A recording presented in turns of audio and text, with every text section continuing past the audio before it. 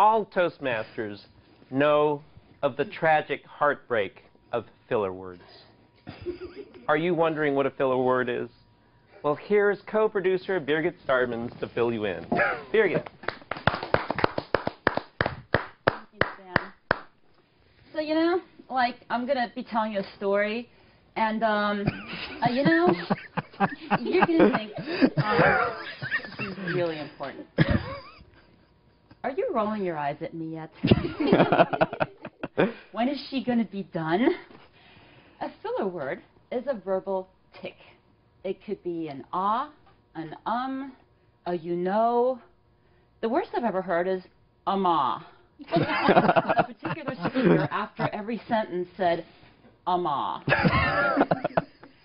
The thing that you want to do is make sure that you're not distracting your audience when you're speaking.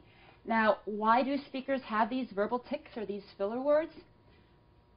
I would say the majority of speakers don't even know that they're using them. They're simply nervous, and they're standing up there, or they're thinking.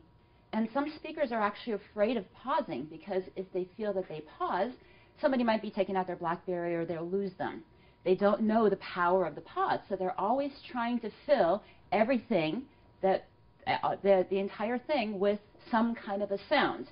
And it ends up being, you know, Now, the thing is, there are some very legitimate words as well that can also become filler words if you overuse them. My example is so. So if I were to start every sentence with the same word, then you would say, so, you know, so is she done yet?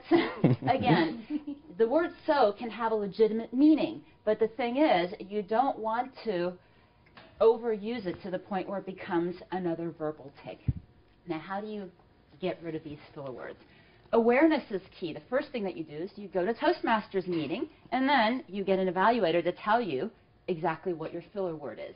Now, the rule of thumb is if you're using more than 5, the evaluator would just say, your filler word is so, or your filler word is something like that.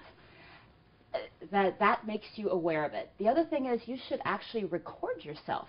If you're listening to yourself on audio, or if you are watching yourself on video, you can see whether or not you're actually using these particular filler words.